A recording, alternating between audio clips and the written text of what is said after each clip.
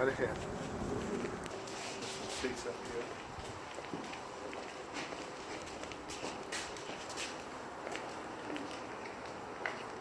Families over here. Ralph's going to be seated right here. You see the flag.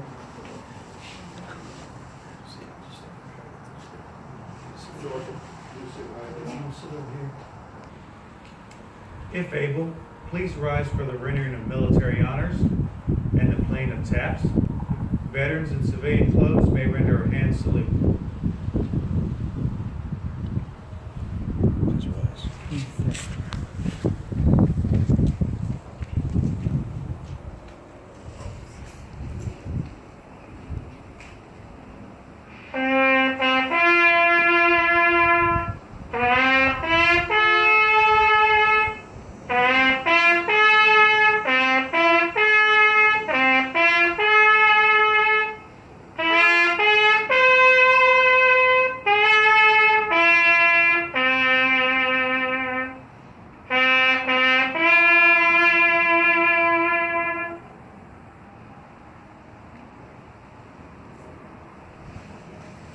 Thank you. Please be seated.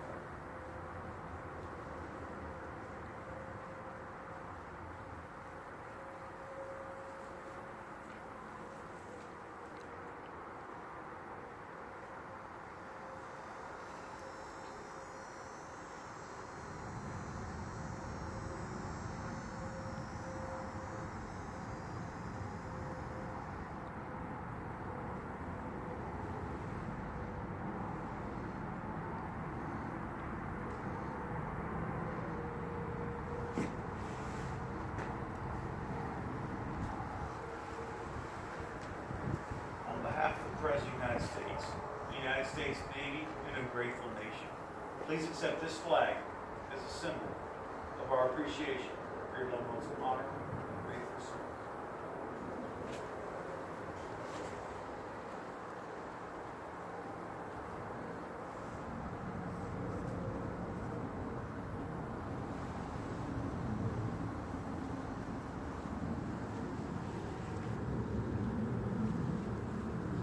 You don't need to be a preacher. Well, I guess this is about the first time. A few notes here. We're here to honor and celebrate the life of Sheldon lost Perrine, a war hero, a Purple Heart recipient, and a true man of God. He was born on August the 30th, 1921, and he passed on August 18th, 2017. The Bible says in John chapter 14, verses 2 and 3, "In my house are many mansions. If it were not so, I would have told you. I go to prepare a place for you, and if I go to prepare a place for you, I will come again and receive you unto myself, that where I am, there you may be also."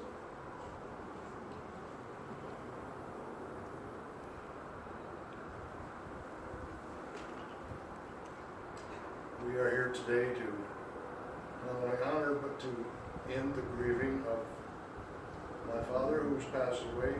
He is now in heaven, as promised, and he's always believed he'd be there. He's going to be with his mother, his father, who he hasn't seen for 84 years. He's going to see his sisters, he's going to see all the people who loved in Christ. He's going to be with all his friends. You know, he's going to be up there bebopping in his mansion, probably never stopping to stay in the mansion, but to be up and down the streets of Lotus going by of what he was supposed to be doing. We put him to rest today with my mom, 58 years. They are together. He also had another wife for 7 years, Mimi. I hope my mom hasn't beat her up too bad. They meet each other. But we'll see what happens. Each one of you, I'm sure, would like to say something. If you don't prefer to say anything, that's certainly all right. If you want to just be reverently silent, no one expects you to speak.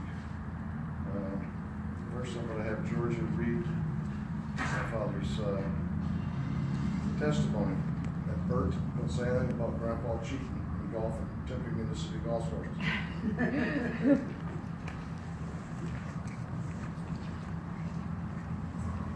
Grandpa didn't want a lot said about him.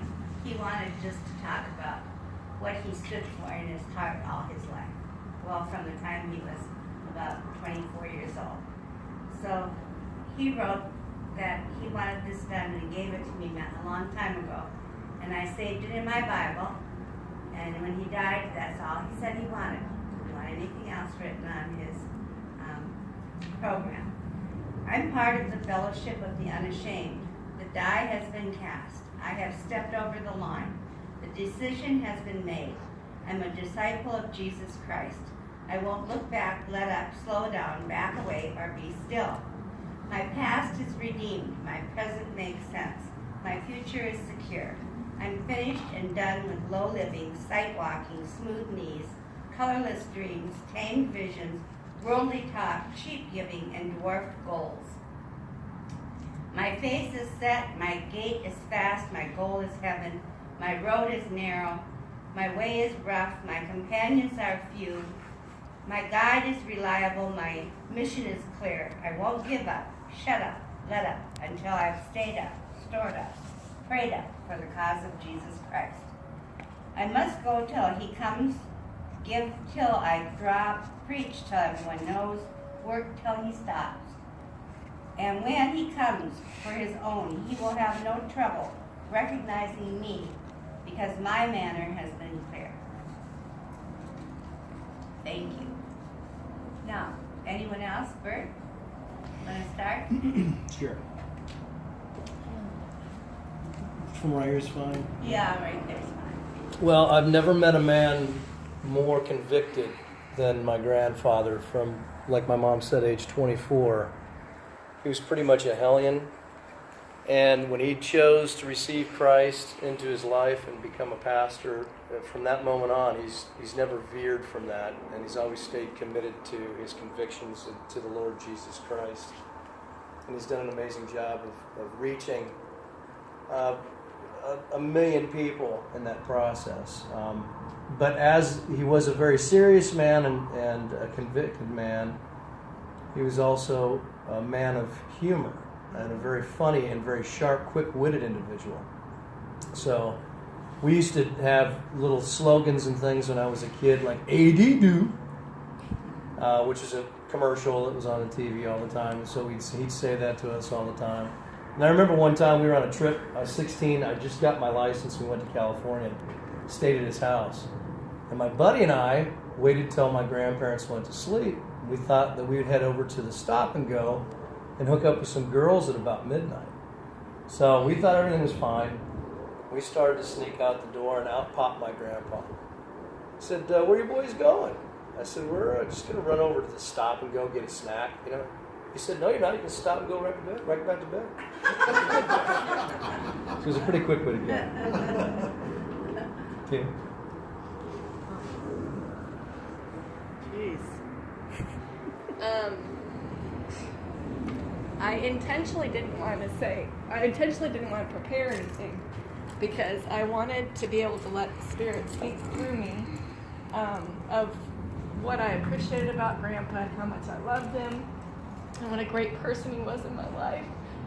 And so when I was thinking about him, I was thinking, this is the guy who baptized me when I was little, who married my parents, who married me, who dedicated my children, who baptized each of my children. And I was just thinking of the last time when he baptized Addison, and just how cute he was with her in the water. Of when he got her in the water, and he said, "Are you okay, honey?" And she said, "I'm okay." And he was just so delicate with her, the way that he handled her. And I thought, gosh, for Grandpa, this is his great granddaughter that he's baptizing. And he had enough wit to him to think about how she felt and how was she comfortable, and making sure that she understood what profession of faith she was doing. And it wasn't for him about getting all of the accolades, and it wasn't about getting all of the attention. It was more about his relationship with God and having being able to baptize his granddaughter. And I just love that about him. And over the course of him living here for 15 years without Grandma, we've all gotten to know him even better because we got to spend time with him. And sometimes it felt like you didn't want to do something. Like one day I thought, I don't want to take him fishing. But I knew he wanted to go fishing, and so I went and took him fishing. And I remember following him with his tackle box. And he's going to the thing, and he just knew exactly what he was doing. I mean, he'd get there, and he'd get his little tackle box, and he got his pole, and he just went walking, and where are we going to sit? And he sat down. And the funniest part about him was he would talk to the fish. When he would throw his thing out there, there were these little tiny fish that were biting on it, and they weren't very big. And he'd go, "You're not going to get me today. Oh no, you're not going to get me today," when he threw out his line. And it just, all of the things he would say just cracked me up. And I think the thing I learned from him in my old age, which is now I'm 45, in my older age, is that in life sometimes the things that you think are going to be really not that fun, or they're a chore, or they're respecting your parents, or spending time with your grandparents, or doing those things sometimes feel like a chore. But when you go and you actually do it, and you spend time with them, or you're with them, those are the sweetest times of your life. It's really the time where you feel like you're doing the most, is when you're with family, and you get more of a blessing than you think you're blessing them with, I guess is what I learned from him. So the last thing I want to say is the thing that touched me the most when Grandpa passed away is reading what my dad's best friend from Vietnam wrote about him, about how he led him to Christ. To think that the people that my dad just would bring in for dinner, or they'd eat, and they'd always have them to their house, and my grandmother was there. And I think that's just so beautiful to see and know. I know people he's led to Christ. He naturally led us to Christ. He naturally led Shannon and Farah and and my dad and my mom, and all. He left a legacy of Christianity for our family. But when you look at that and you think some stranger that's in Vietnam with my dad comes home to eat and he leads him to Christ. I mean, what's better than that? What's more important than that in life? And that person has that's going to be someone that my grandfather can welcome in heaven someday, and he can say, "Hey, you're one of the reasons why I'm here." So, I'm glad Grandpa's with Grandma and he's dancing in heaven, and I know he's going to visit me over time, and I loved him so much, and I'm going to miss spending time with him. But I'm grateful for what he did for our family, and I'm grateful that I can admire his discipline in life, that I know how hard it is to be disciplined, and a lot of things he could be disciplined in, and I know that I have a legacy and a line of that it's there. It's that I just have to be able to do it myself. So thank you for listening to me, and I love you, Grandpa. Brad, would you like to say something? Sure. Listening to Tina a little bit, I think there's a little bit of what you guys have kind of described for Grandpa. It's exactly it. He was a true character, Yes. a true cartoon character that, when it came down to it, he was pretty disciplined, and he had his beliefs. He didn't waver from those one bit. Cole, you'll appreciate this. When I was in college, or right after college, I'd try to throw him off with all the philosophical yah that I learned in college, and he was pretty, although he was pretty, he pretty much stayed right to the Southern Baptist philosophy, and he always did. We all knew that, and that's pretty admirable. As I get later in my life, I understand that I tell the kids this all the time, that being a Christian is probably the toughest thing in the world to do. It's so much easier to follow the devil. It's great to follow the devil. It's fun. It's party. Nothing happens to you. You live forever. All that great stuff. But that you get tricked into. But it's the toughest thing in the world to be a Christian, and to be like Grandpa, to stand up and share it with other people it's true bravery for sure, especially in this world that we live in. So, with all the, and I've got as many funny stories as anyone else. You guys, live with him longer, but I mean, from dove hunting with him, hitting 2 birds with 1 shot, and gloating about it over and over and over for 20 years after that. I've only known him for 15. That tells you how long. And and fishing with him, and all his little nuances, going to the baseball game with him, and him complaining about a $5 hot dog. I mean, unbelievable. And he wasn't even paying, and he was complaining about it. I mean, I bought him 2. I said, why not? Let's do it. Let's do $10. Let's blow this thing out. And then it was sad. One of the last times I took him dove hunting, it was kind of sad for me, and because he just tore his shoulder up, and the doctor wouldn't let him do it anymore, and it's only 1,000 degrees out there, and he always wanted to go turkey hunting, and I wasn't able to pull that off for him, so I apologize for that, Grandpa.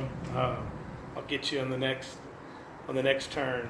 And he just you're right, he was just a flat out character. I mean, he was always poking on you. I guess the one thing I'll miss is one of the things I'll miss that's trivial but is important to me is every Christmas he'd give me a set of golf balls. Yeah. And now I won't have any golf balls because I lose them. I lose 12 a year, and that's what he'd give me. So, those are the things, the little memories that I guess I always have. So, I love you, Grandpa, and thank you for being hard-working. Ashley? No, thank you. Okay. Cole, let's start with the grandkids. Hi, everybody. Hi. My name's Cole. You know that. I think one of my favorite memories of Grandpa Sheldon was this one day when he threw out his couch, and it was up on the curb, and Dad and I came by to help him get it out of his house, and I said, hey, let's all take a picture on the couch. So I still have it. This was like my profile picture for the longest time, but it's me and my dad on each end, and in the middle is Grandpa Sheldon. He's got his arms around both of us. And right now I just think about how he's up there on probably a much nicer couch Yes. with Mimi and Nelda. He's got to be in the middle because he's got his arms on both of them, but he's holding and he's keeping them away from each other. There's a lot of Grandpa Sheldon, but never enough to go around. But in all seriousness, I think it's really easy to fall into this view of the world we live in as nasty and dark, and there's so much sadness. But we notice that because those are the things that make you turn your head. All the good, happy things in life, you become accustomed to them. And the ones that catch your eyes are the things that make you sad and stuff. But what he really exemplified to me was just a really good man. It's so easy to forget those kind of people exist, but a guy like Grandpa Sheldon was always happy. He was always thinking of somebody, that wasn't himself, and he was just out to make people happy. And I think people like Grandpa Sheldon are worth, 10 times any of the nastiest, most despicable people you've ever heard of. And he's up there right now, making it a lot better up there. And he just was always happy, and he was always a real bright guy, had a real sharp wit. And he's a big reason that I want to be like him. Maybe not in the same ways. I'm not as good a Christian, I'll admit it, but I can always get there. And I want to be a shining light in the world like he was. And I think he made a huge impact. All the people he met. Can't forget Sheldon Perrine. And he supported my beard when nobody else did. Yes, he did. He was a big fan. He was a big fan. I remember I visited him a couple weeks ago, and I said, I grew the beard back, and he clapped. He smiled. He said, yes, it's a good beard. Keep it. So, for all you guys who don't like it, sorry. But yeah, God bless. Thank you, Paul. Thank you, everybody. Can you say something like, I love you, Grandpa, Nathan, like Nathan and then girls, because they want us to end it now for another person's fruit. Well, can we go somewhere else to do it? Because other people want We to can talk. do it at our house when we get Yeah, there. we go to our We can toast. That's the exit right there. Is she down that there? Yeah. Was Nelda cremated as well? Can't remember. Nice they're together again. Okay, Stan, I can take you here, sir, if you got to go. And you may